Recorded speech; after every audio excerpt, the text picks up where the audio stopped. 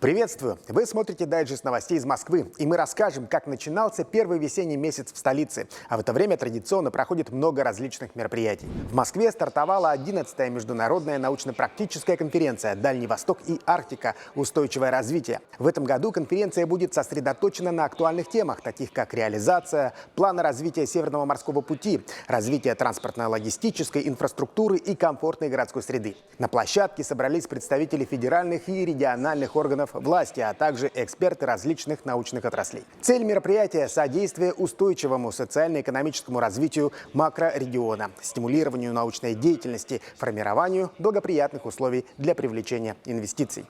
Истории сунтарских воинов Великой Отечественной войны теперь стали частью федерального проекта «Лица Победы». Это крупнейший архив фотографий и историй миллионов людей, которые боролись с нацизмом. В Московском музее Победы на Поклонной горе состоялась торжественная церемония с участием якутян. Моего дедушку зовут Неустрой Василий Павлович. Я хочу его набрать. Он был призван в июне 1942 года Сунтарским районным комиссариатом. Воевал он в 19-й особой лыжной бригаде под Ильменем. И он один из немногих, кто форсировал озеро Ильмень и остался живым. Теперь эта история станет частью огромного проекта «Лица Победы» и мультимедийной экспозиции в Московском музейном комплексе на Поклонной горе. В этой системе миллионы имен героев прошлого, и каждый посетитель может на планшете буквально оживить любого из них. Это очень грандиозное, масштабное дело, которое Музей Победы проводит. Он собирает архив цифровой про всех участников Великой Отечественной войны, и те, кто сражался на фронтах, и тех, кто работал в тылу, и с тем, чтобы эти лица победы сохранить для истории. Это историческая память о наших дедах, прадедах, про боевых их победах. Моя бабушка тоже включена в этот список. Родственники будут приезжать, смотреть, любоваться и гордиться своими прадедами и дедами.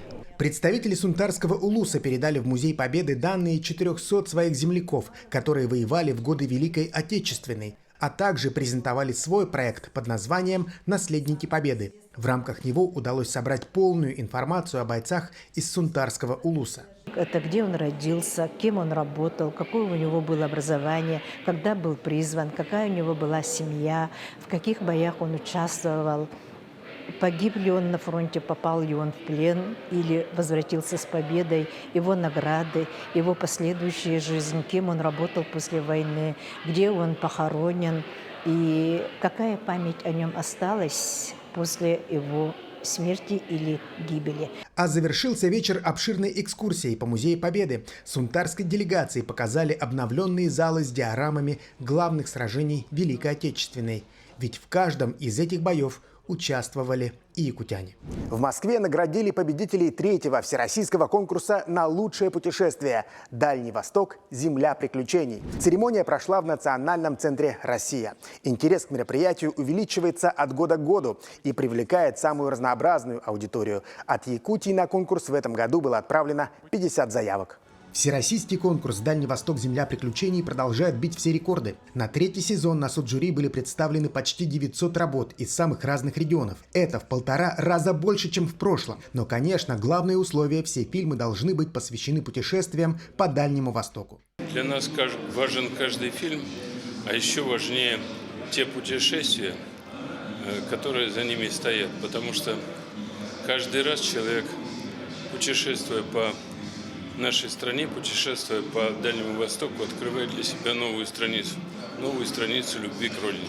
Наши земляки отправили на конкурс 50 работ о путешествиях по республике, но в число финалистов никто из них не попал. Но фильм о Якутии все равно был представлен на церемонии. В номинации «Водное путешествие» 2-е место занял Сергей Марченко со своей картиной о сплаве по Амге под названием «Сюда надо ехать». Амга превзошла наши ожидания.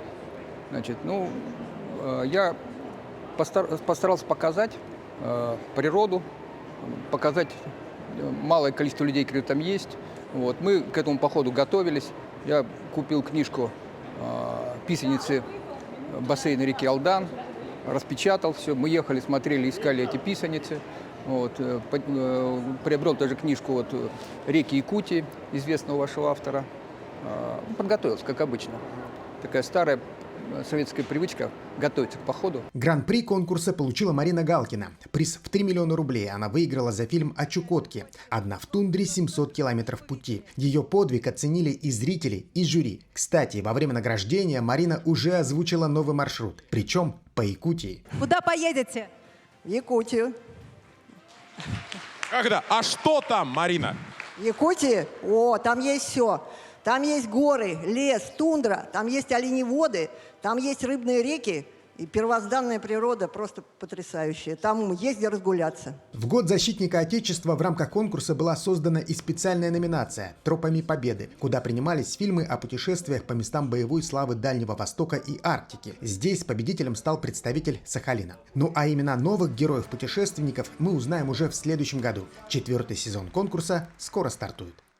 Объединение «Мир женщин Севера» представило якутские районы в самом центре страны. В Союзе женщин России прошла презентационная программа мастериц из Республики Саха. Около 40 представителей различных улусов показали свои умения, а это и шитье, работа с мехом, туюк, народные инструменты. Весь спектр самобытного якутского творчества.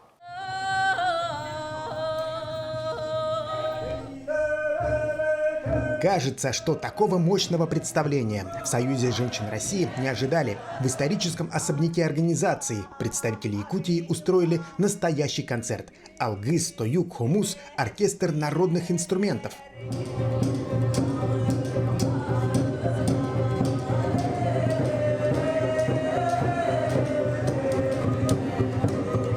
Мелодии, горловое это пение. Сами вот эти движения, которые, ну вот хоровод, я с ними походила, и мне показалось, что мне стало сразу легче. Поэтому вот показать единство нашего народа сегодня как никогда вот просто необходимо. И я считаю, вот такая организация «Союз женщин Севера», она, я считаю, должна жить и развиваться. В Москву приехало около 40 мастеров из 22 улусов и районов Якутии. Этот творческий десант приурочен к 30-летию регионального общественного объединения «Мир женщин Севера». В его рамках десятки людей творят, создают красоту и продолжают традиции предков. После пенсии очень активные женщины, они как-то остаются вне дела.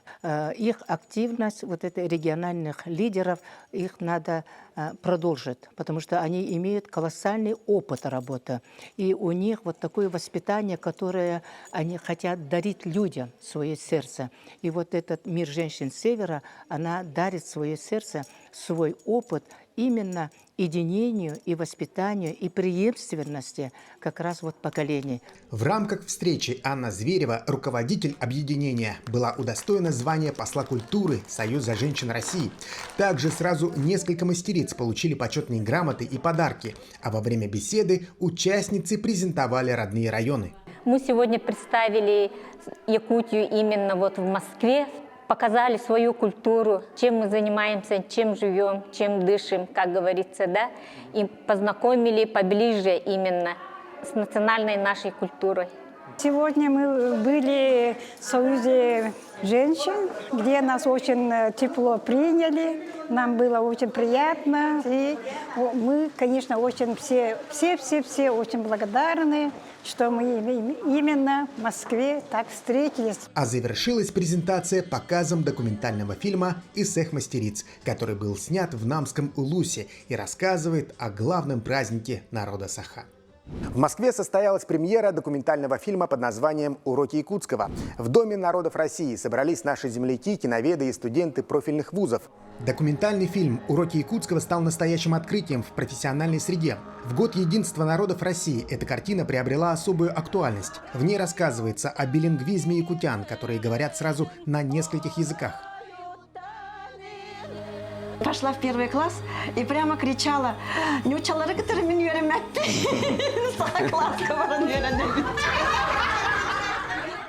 Картину снял известный российский режиссер Сергей Головецкий. Он участник и лауреат многих престижных премий. В Якутии он уже снимал кино про поселение Русское Устье. И в нашей республике он не перестает находить вдохновение. Съемки прошли в нескольких селах Хангаласского улуса прошлой осенью.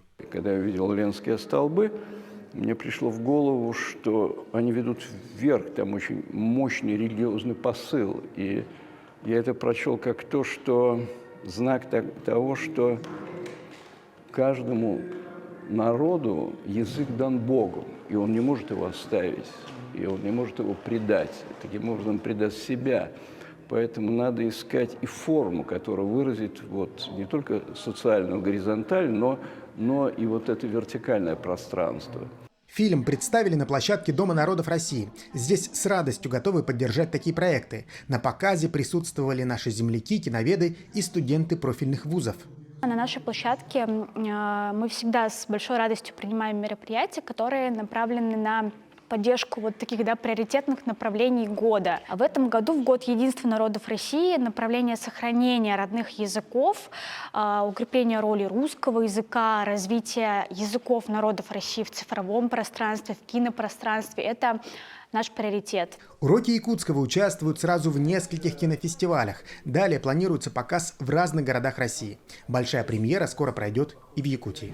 Таким наша съемочная группа увидела начало марта. Будем продолжать следить за всеми самыми интересными событиями. Максим Кардозу, Айтал Байтунов, Виктор Олесов, Москва.